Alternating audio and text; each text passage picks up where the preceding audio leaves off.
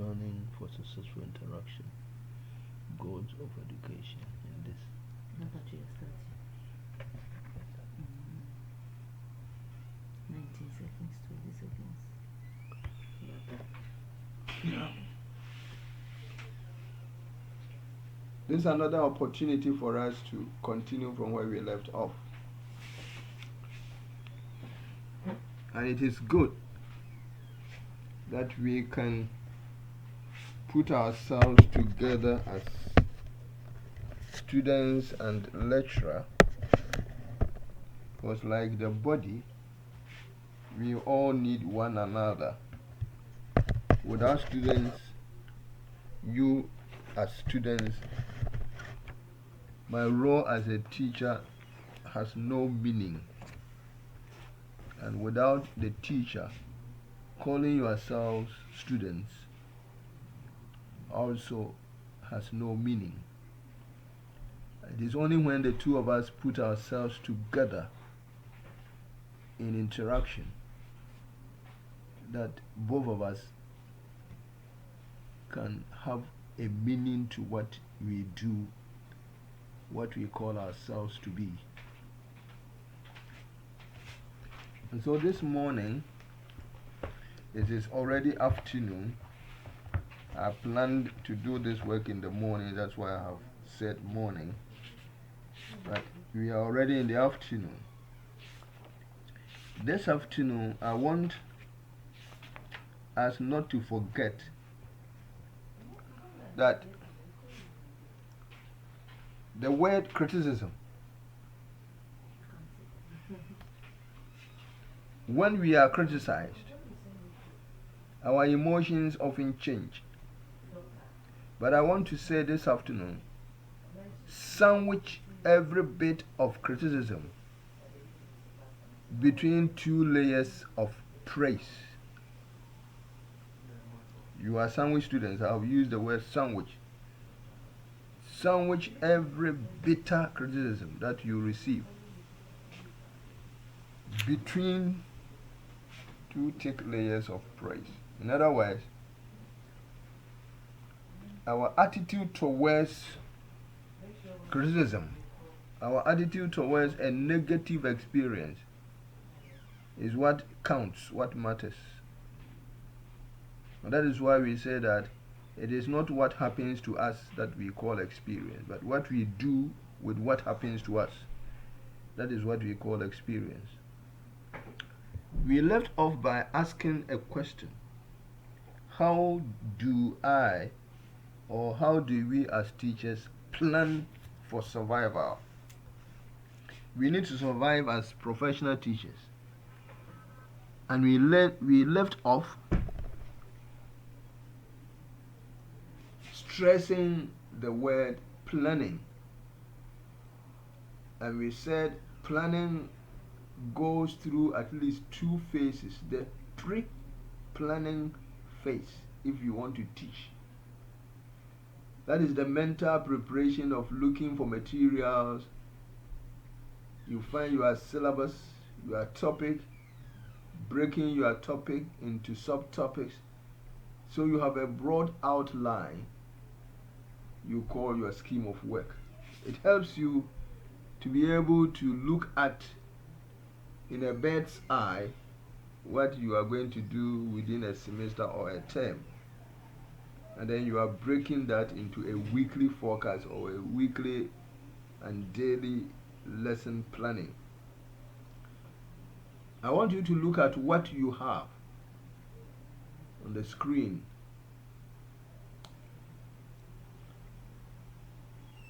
If you look at the circles, we have about 4 of them. The upper one using goals and standards as guideposts. And we understand that a goal is a long term. Goals are long term, we plan for. But we need to use these goals. As a nation, a country, the country has a goal of education. So when, as teachers, we are planning, we use the national goals of education to plan for our individual activities. Let me use one example to probably explain it, to illustrate it. If the goal of the country is to bring up citizens that are responsible, citizens that are of moral caliber, you find that the emphasis, integrity, accountability.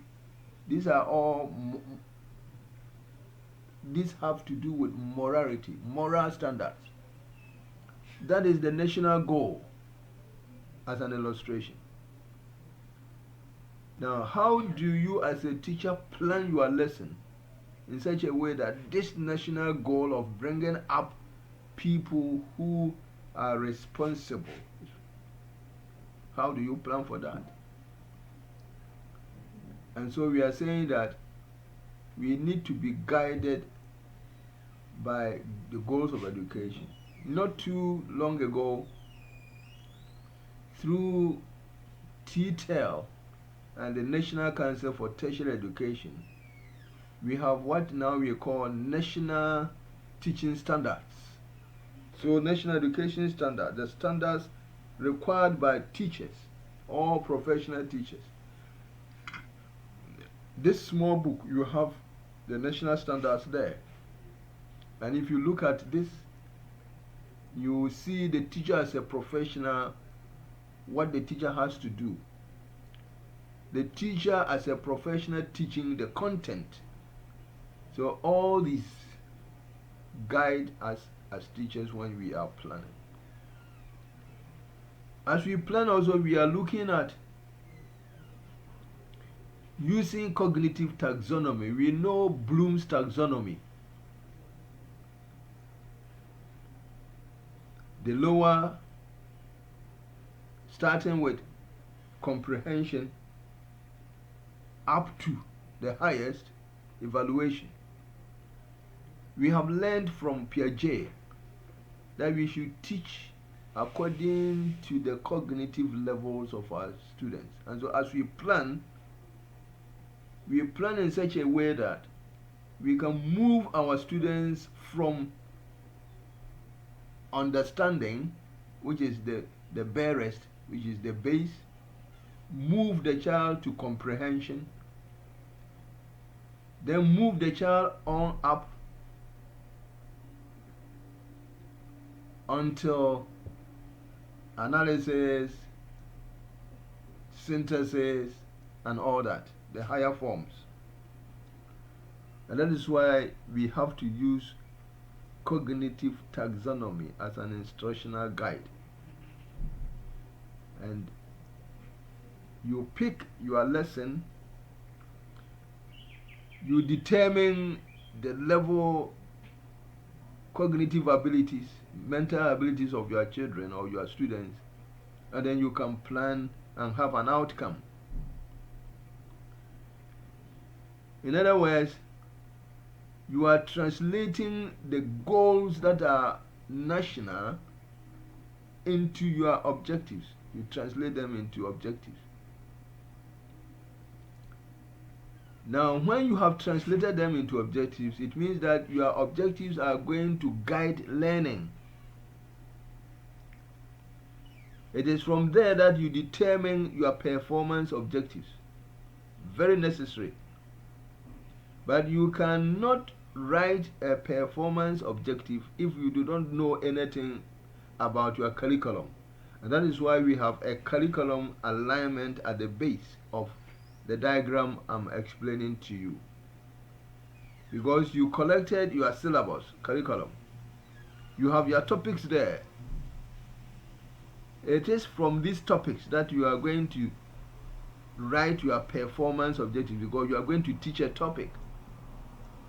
And you can't teach a topic without grading or assessing your students. And so objectives are very important. That is why when we go to the actual lesson planning writing, you will find that writing performance objectives are a necessary part of a teacher's planning. And so, when we have been able to do all this, study this diagram very carefully, and when you have a difficulty understanding what has been put there mean, call my attention to any of them so I can explain further. So you realize that people often ask the question, why don't teachers tell us as students what they expect from us? If you are a teacher and you are not very direct as to the instructions that you are giving your students, you make them confused. And so as teachers, our objectives must be set clearly so that the children know the outcome of a teaching period. What am I expecting from you? What are you expecting from me? I expect that at the end of this discussion, you become conversant with the tools that you need to gather together to plan a successful lesson. That is our objective this afternoon. So, I need to help you to present material in a systematic manner. Planning is on one side. After having planned, you execute. In the process of executing, what teachers must understand is that they must present material in a systematic manner.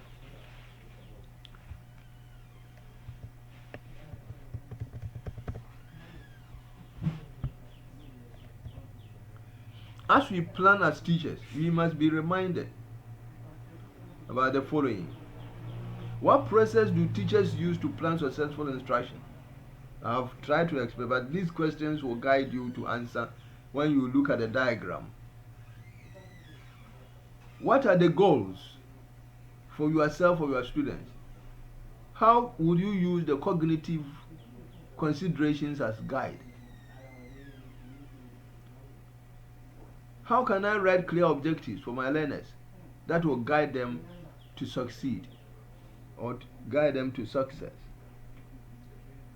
So, these are questions that will help you. We know that a taxonomy, if we should not forget, is a scientific or objective empirical process of classifying things, living things.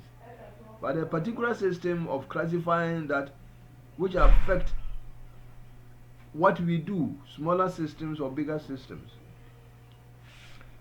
we should not forget. And so, when we are using goals and standard as guideposts, we can plan for successful instruction because one characteristic or hallmark of teaching as organized activity is the process called planning. One hallmark, it is the characteristic of a teacher who teaches well and believes that teaching is an organized activity. Then planning cannot be left behind. And any systematic instruction needs or calls for the teacher devoting a substantial proportion of his or her time, his or her activity, to plan. That is, deciding what, deciding how, what you, the teacher, want your students to learn and how you want them to learn. So planning has to take into consideration the what and the how. We must not forget this.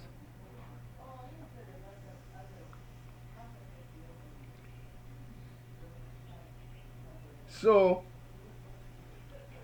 we move on as we explain them one after the other.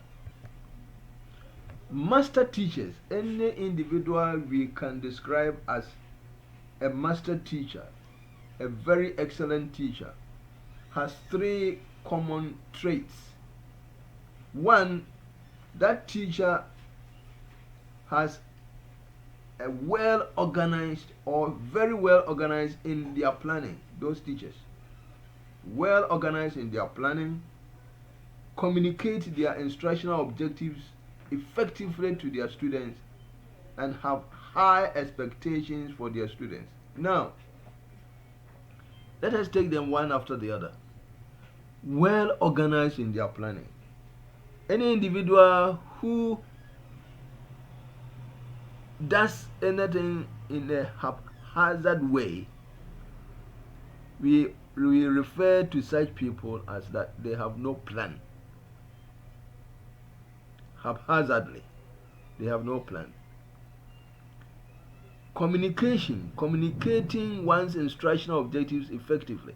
If you are teaching and the children do not know the objectives set for them, and let me remind you again that when you have set the objectives, the most important point is that you share the objectives with the students as you begin to teach. So the two of you, teacher and pupils and students, they know where they are beginning from and where they are going to end. Similarly, the teacher, a very effective master teacher, has high expectations for their students.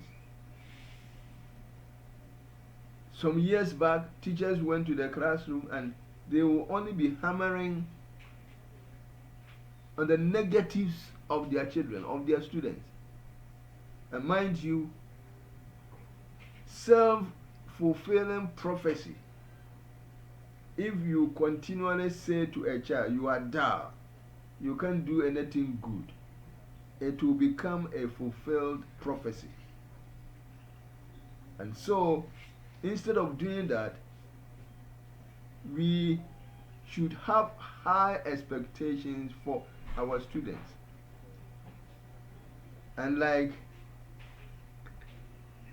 a locomotive climbing a hill, I think I can.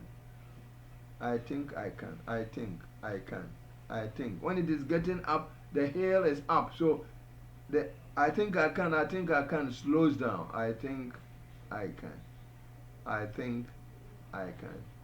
I think I can. When it gets up and it is descending. So I knew I could. A very apt explanation, illustration, that when we have high expectations for our students, even when they are failing, even when they are not pulling up, we encourage them. And for those who teach mathematics and the sciences and every other subject area, you are in the lower class or whatever class, you gave a problem. The child attempted it. We call something dignifying the error. Dignifying the error. The child got it wrong. But in order not to make the child discouraged, you say something and use that error, providing a cue for the child to get the right answer. 4 times 7, instead of saying the answer is 28, 8 times 2, instead the child is saying 32, probably he said 36. But the correct answer is 32. You tell the child, oh, your answer is 2 less than the correct answer. The child will think quickly and subtract 2 from the 36 or the 34, whatever, and get the correct answer. You are motivating the child. You are moving the child from what he would have thought was disgraceful. The shy ones, when it happens like that continually, they will not want to answer questions when they are put to them. So you dignify their error because you have high expectations for them that they can. Is planning therefore important? Yes, because lesson plans are priorityless. Lesson plans are priorityless. To do less. So you prioritize Planning instructions or lessons means that you are establishing your priorities. What topic? What subtopic? What material, TLMs? What methodology? What strategy? Do I need this or that? Why don't I need this or that? So you are prioritizing. And when you have done that, you establish goals and your objectives. And then you establish learning priorities for the students. So they don't go wayward in the classroom situation. There's no time, no resources that you are going to waste. And so you establish it for them. That is why you are teaching within bounds. It is very, very important for teachers to realize this. So goals are stated in broad and general terms. We know that already. They are really statements of intent. That this is my intention. Example. One common stated goal of education is to produce literate citizenry. A noble goal that shows intent, yes. But to achieve a goal such as that, we need series of actions to take. Steps are needed, which we call the objectives. So effectiveness, effective teachers plan carefully. The principal stages of instructional planning cycle. Lesson planning, we must not forget, is cyclic. Now the model contains three principal stages. We have the pre-planning stage, we have the writing and the lesson planning, then planning and the word most there must be post-instructional activities. It's a typographical mistake.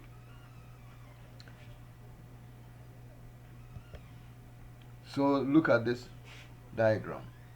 Stage 1 is the pre-planning, the learner in the middle. Stage 2 is the unit and lesson planning, and stage 3 is the planning of post-instructional activities. Post-instructional activities, and we must not forget that one.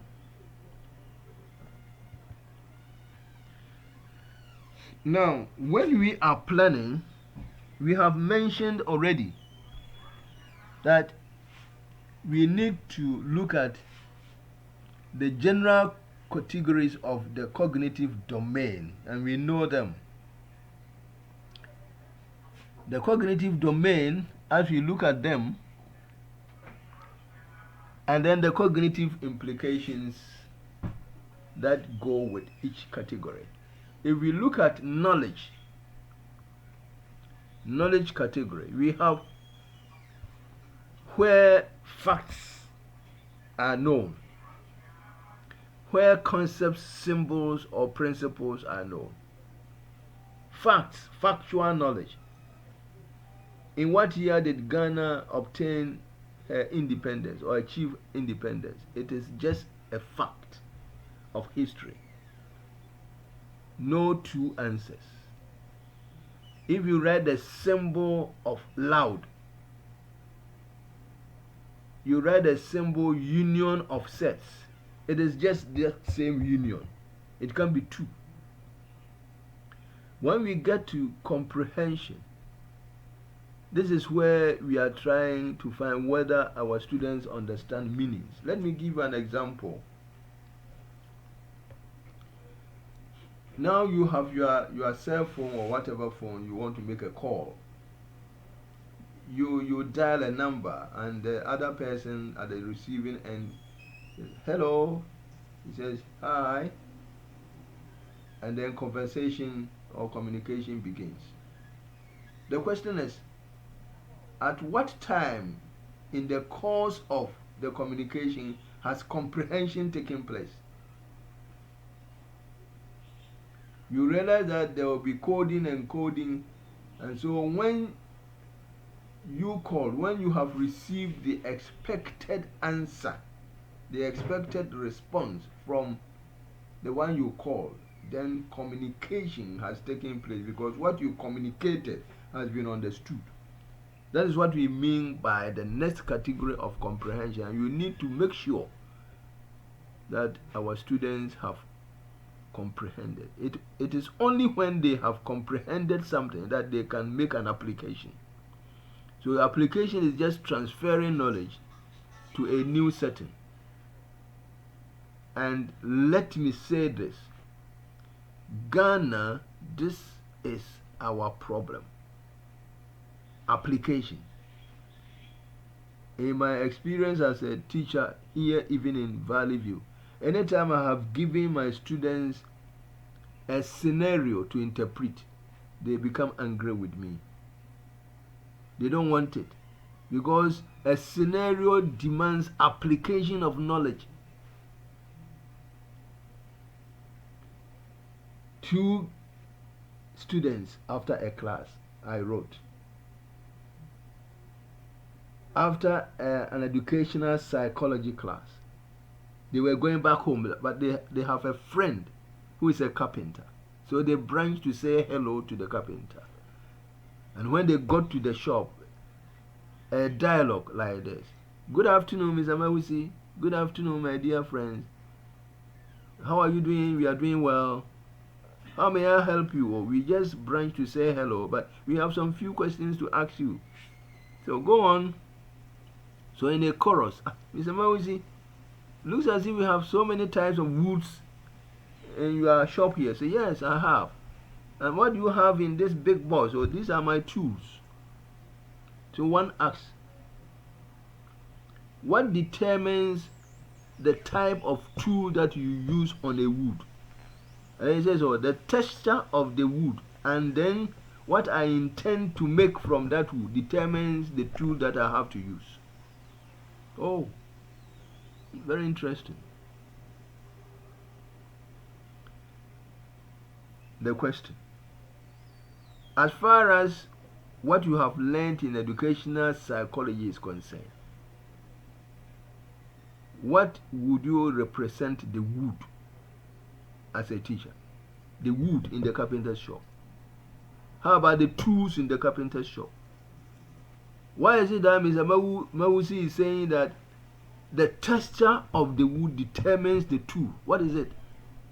And students cannot make an application.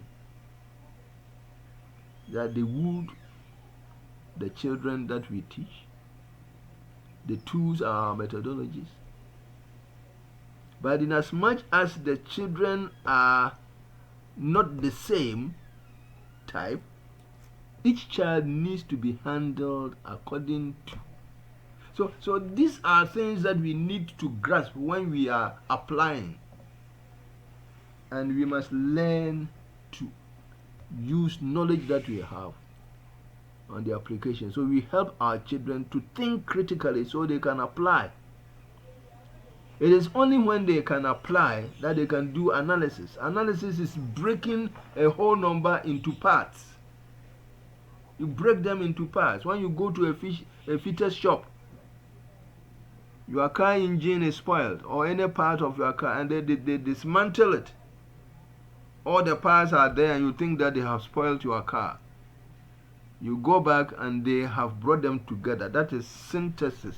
They have brought the individual parts that they dismantled together again. They have synthesized. So let us help our children to dissect what we tell them, think critically about what we have told them, and then they can bring the parts together again, blend older ideas into a novel. In fact, if you look at musicians, they do a lot of analysis and synthesis. The do, re, mi, fa, sol, la, ti, do, the 8 scale that we have, they are able to bring this together and make a composition, synthesis. And when they are singing, you love it. Somebody writes an essay. These simple words, he has put them together to write an essay. He has synthesized. And then he can make a generalization and form a criteria or criterion to judge. That is evaluation. And so as we teach, we must move our children from understanding to the upper levels of thinking. So it will not always be factual. No.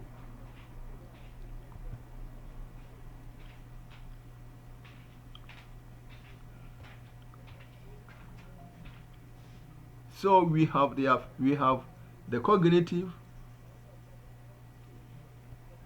we have the affective domain too. So when we are planning, we need to look at all the domains. So look at what you have on the slide. When you come to the affective domain, look at them. Willing to listen, that is receiving, responding, willing to make choices about issues, valuing, willing to exhibit a behavior,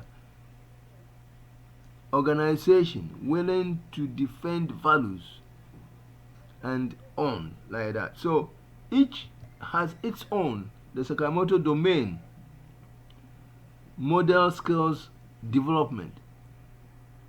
So when you have a child who is not performing very well mentally, we should not write that person off, because that child may be very good at the Sakamoto domain, which is also a very important area for development.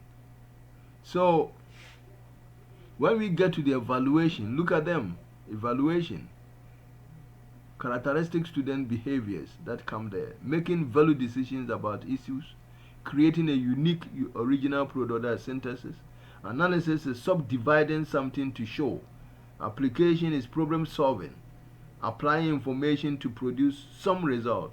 Comprehension is interpreting, translating from one medium to another, describing in one's own way. So when you were, for example, in the senior high school, the comprehension paper, don't let us forget, you may recall that you had, it is a recurrent question. Explain the underlined words as they have been used in the passage. Explain the underlined words and phrases, not according to the dictionary, but as they have been used in the passage. That is comprehension. So because you are doing this, you are interpreting the word or the phrase. You are translating that which has been underlined from one medium, that underlined word, into another medium of using words. And they will say, do this in your own words. You remember? I think you do. That is comprehension. At the knowledge level, which I have already said, it is recalling specific facts or bits of information, recalling terminology or definitions, recalling conventions. So anytime I look at your notes and you have written the children to mention, at the end of this lesson, the children should be able to mention, the children should be able to write. You are just at the knowledge level. Your objective has not tried to pull the students from knowledge comprehension up. It's just at the base. Comprehension is knowledge. Please, when it comes to notes preparation, we are going to look at your objective setting to see whether you have been able to move, or your teaching will move from understanding, comprehension, and say application. At least the first three. Note that comprehension category is divided into 4 components. Please note this. The comprehension category, it has an interpretation element, it has a translation element, it has an example element, and it has a definition element. You look at students' notes, and by the end of the lesson, the children should be able to define. It means that you are on comprehension. Let us see what each has. The interpretation involves the student's ability to identify, comprehend the major ideas in the communication, and to understand the relationship between them. For example, such relationship may be shown by comparing and contrasting, or by demonstrating similarities. So if you teach and your child, your student is able to give an example of something that you have not given in the class, then the child has understood. If the child is able to make a comparison between, if the child is able to make a comparison and contrasting, it means the child has understood. So I said the other day, you don't teach and then pause and say, do you understand? Are you following? You don't do that. If you know exactly that when you are at comprehension stage, these are the things that you have to do. Because as the children do this by your questioning, you know they have comprehended. So you don't need the question, have you understood? You don't need to ask that one. The translation also involves changing ideas from one form of communication into, for example, a parallel form, at the same time retaining the original meaning. For example, you are describing the main point of a pictorial cartoon. You see people with cartoon, they make some cartoons. And if you are describing a pictorial cartoon, it is an example of translation. If you are able to summarize, and in your secondary school days, your teachers, your English teachers taught you summary writing. That is an example of translation. You have read something and you are compressing all that you have read in a very few words. Summarizing a passage, therefore, is a form of translation, which is under comprehension category, taxonomy. Translating questions require the students to change the material into a different form. Here's an example. One of the best ways a person can demonstrate comprehension of an idea is to give an example of it. I've said that one. A definition requires students to describe a term or concept in their own words. Application involves using information to arrive at a solution or a problem. And in its application operation, students give an unfamiliar problem and must apply the appropriate principle or method to it so they can do it. How, the procedure, the process is more important to the teacher than the actual answer. That is why in mathematics, teachers mark the process, not just the answer. Because the process of arriving at an answer is more important than just the answer. It shows that the child understands the process. He understands 1, 2, 3 before arriving at his or her destination, which is the product.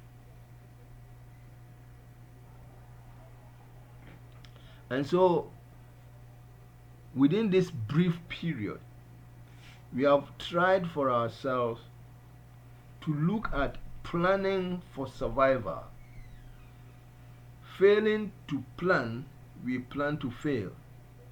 That is important. Any teacher who does not plan very well will not teach very well. Because we have said that planning ensures, boosts your own enthusiasm. It goes you on to be very lively in the classroom situation because you have planned, you know what you are going to do.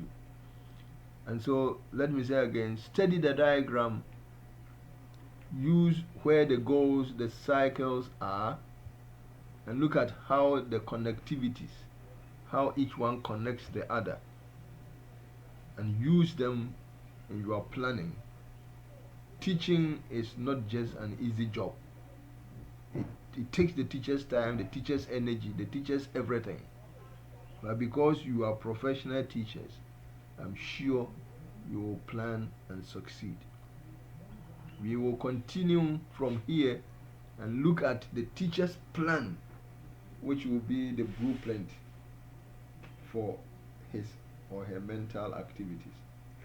Good day.